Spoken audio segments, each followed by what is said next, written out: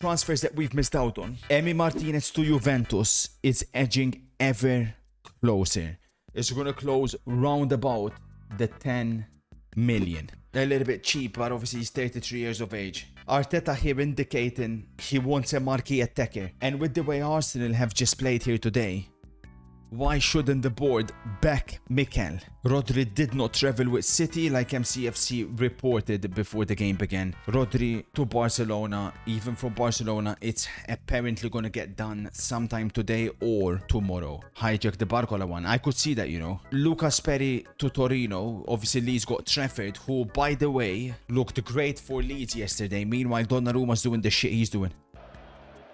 Trafford, hello. Imagine Donnarumma doing that. Savinho out as well. Both Martinelli and Jesus out. I think Arsenal and Arteta will look to push both out in the hope they can bring in the marquee attacker, at least one. It seems to be the only missing thing now in this Arsenal team. If they can get that individual, whoever it is, Arsenal will be without a doubt favourites for the title next season to go back to back. The Havertz go, like Donnarumma being 6'6". When the ball went straight there, as he goes down for me. The problem with Donnarumma is he's clumsy and he's negative IQ in real life, which obviously has some kind of bearing. Donnarumma is a freak of nature. That's what he has going for him, right? When it comes to shot stopping, ability to save certain shots that no other goalkeeper, maybe aside from Thibaut Courtois, can save. But he's clumsy and, like I said, negative IRL IQ, which has a negative implication directly to his football ability. So are the worries what we thought they were basically? Are the worries that the midfield is too slow? Is it what I also told you, this left-hand side? For Milan, Chukwueze, 2 assists, 1 goal. Gonzalo Ramos, 2 assists, 1 goal. Cisse goal, Loftus-Cheek goal. Yashari looks like Ruben Amorim will unlock him. The thing is, there's so much work Milan have to do. Like, that team is so shit. Carlos Espi scored for Real Madrid. Roma have improved their bid and are now confident to get Rodrigo Mora done deal. It looks like there was a bit of a hiccup. Roma will be adding Rodrigo Mora to that team. How many goal contributions do you think he can get this season? Who?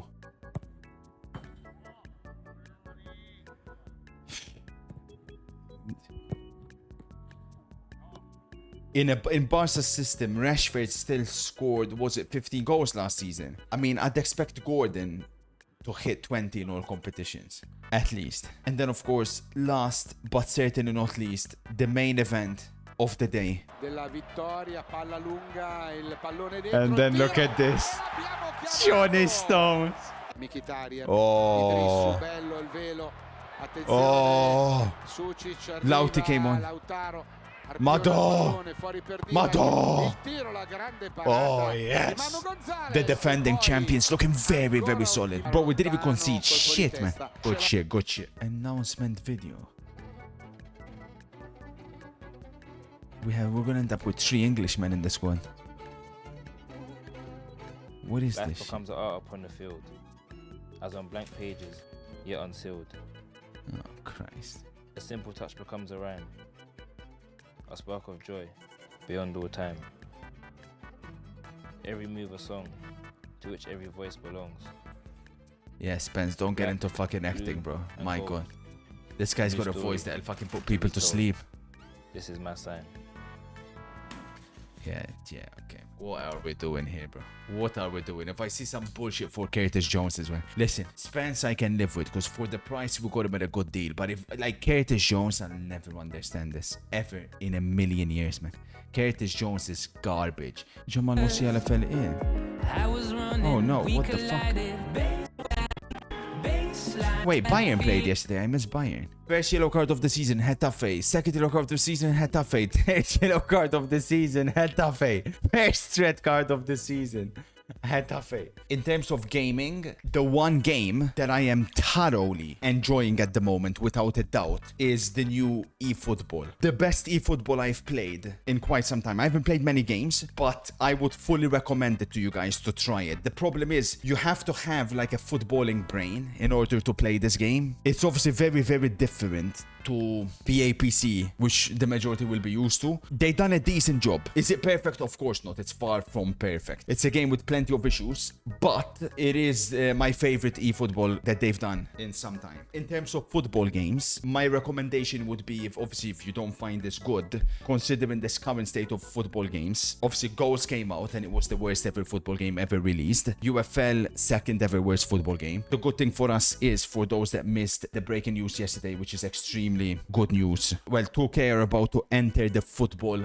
gaming space. 2K as a company, of course, a lot of issues, especially when it comes to microtransactions and servers. However, at this point, all I care about is gameplay. I've made peace with the fact that it's impossible to have the perfect football game, but when it comes to gameplay, these are the guys that usually deliver the best when it comes to sports games. Basketball, they came in, basically sent EA packing, and more excitingly, the people that they have working on this game, former EA developers, which is what excites me the most, because obviously they are the same people that made the older FIFAs. Now, 2K are the only people, well, Take-Two, the only company that that has more money than EA, right? Because obviously Take-Two has Rockstar as well as 2K under it, so the resources are there. They are getting the best of the best. I tried to apply yesterday, but like I couldn't find the role that suits me, because they are literally getting the best of the best, unfortunately. Like, I want to be a part of this maybe in some capacity, maybe as an advisor. We'll see what happens, because I firmly believe what they're lacking is a footballing person. So I'll try, but unfortunately, even with my Goals experience, I can't get a job at the moment there, because the CV requires heavy leadership experience, which I don't have. Plus at Goals, I'm gonna be honest, guys, they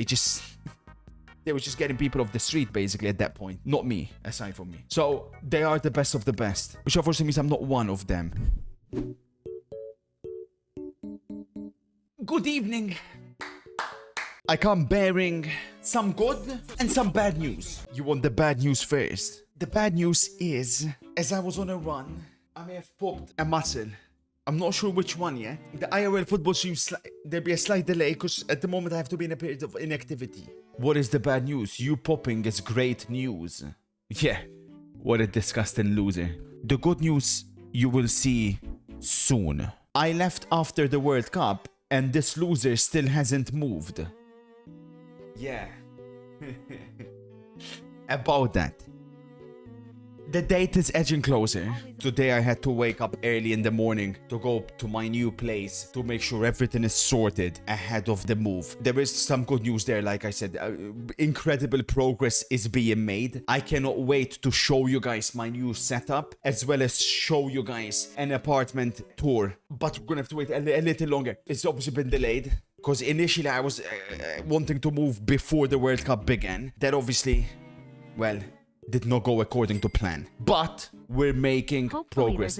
Yeah, sure thing, Cobra. Got the Bournemouth video coming up. Fuck out of here, man. Chelsea fans, what does this mean? Who will take charge? No. They're not getting bought out. As in, the owners are gonna remain to some degree. Clear Lake Capital. It's just that Todd Bowley and Mark Walter will be selling their stakes. So it's not like Saudis are going to come in. It's just going to be, the Akbali guy that will take over, basically. And exactly, Matija, Todd Bowley's not even really been in charge over the last 3 years. The thing is, I don't think people are deep in the Jeff Bezos Liverpool thing. That could be all over for the rest of the league. Could you imagine the potential spending power Liverpool could have? The only problem with Liverpool is just the city. Will they ever be able to attract the biggest players? You can't expect like Mbappe, Haaland to go live in that shithole, nah? To be fair, Manchester's not that much better, maybe Haaland, but like foreign players, because Haaland grew up in England. But like Mbappe, obviously a couple of big bombassos in terms of transfers here today. Cancelo to Barca is basically done, but Yashit is medical at Napoli. Como have made a bid for Moise Kean. This could be cold. This one is interesting. Roma showing incredible ambition. I guess I'm assuming Frederick basically gave up on Everton and is fully focusing on Roma, because that would be a huge double signing for them, who obviously have Champions League football. Vicario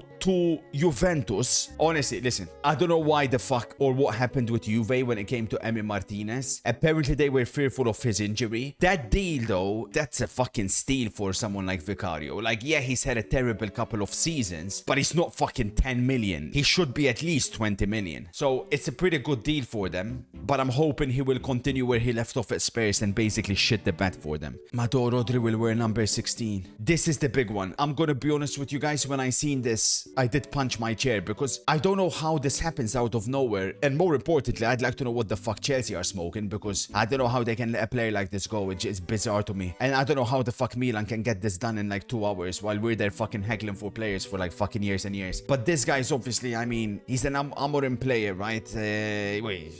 Amorim is a shit manager, but we're seeing how he wants to play. Obviously, Chukwueze, he's going to play more with wingers, it seems like, a bit like he tried to do with Ahmad. But this Moleiro guy actually has the physicality to play up and down. I was adamant with the way it's going, Milan will be out of the top 6. But with this signing, they become a problem again. Maybe I made a mistake picking Barcelona as my title winners. And Carlos Espi, they actually have someone to aim for in the box. Here's my thing that I'm a little bit confused about. I don't know if there's any Real Madrid fans that can enlighten me, specifically Amori or Zed Mohad. I am fully aboard the Arda Güler train. Here's my problem. Is it possible for both him and Bellingham to play? Is it not possible that it's a 4-3-3 with Güler, Bellingham, Chouameni? That surely works. Bench Smellingham. It is possible, but you would want Bellingham higher up the pitch. Chat, I promise you, he's amazing. It's just that the only reason I'm a bit hesitant to invest stocks into Arda Güler is game time. Valverde shouldn't be in the starting 11 unless he goes on the right-hand side. It's the only way to get Güler and Bellingham in the team is by playing Valverde wide. Now, of course, there's Diomande, but there's a lot of games in it. There's a lot of games in the season. I think he has to play. Arda Güler in the first 3 months last season was sensational. And him and Mbappe have incredible chemistry. Oh, Trent. Chat, it is laughable comparing Dumfries and Trent and putting them in the same sentence. All this talk about, oh, but Jose wants physicality and this and this and this. Trent, he's the guy, bro. Definitely ahead of Dumfries. Without a doubt. And then last but not least is Liverpool. I've been extremely concerned about Liverpool in the preseason so far from what I've seen from them because they've looked extremely shaky at the back. I do have a question, and this is to Arsenal fans. As I was reviewing the footage, against Coventry on Friday, was the starting midfield the same 3?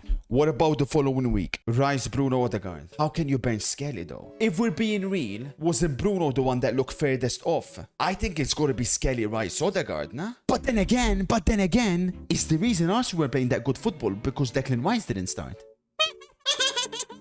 Like in 22-23 season. These are all questions we're gonna ask. Let's not forget, as soon as he came into the team, Arsenal began playing decent football, eh? Liverpool have reached an agreement with Ibrahim Mbaye. Liverpool want to sign both Mbaye and Barcola. Mbaye makes a lot of sense because there's no right winger in the team. But now my question is, was the Victor Munoz signing really necessary? Like, are we going to pretend like Victor Munoz is better than Cody Gakpo? Is that what we're going to pretend? Doesn't make sense. Because they should have just spent that money on the right winger. He is. Yeah, in your fucking dreams. Stepen Bombasso. Oh my god. Roma are fucking cooking. Oof. Fofana, Rodrigo Mora, Dybala, Soulé, Malen, Castro is their current attack. I'm assuming Soulé will leave. I'm assuming. Bloody hell.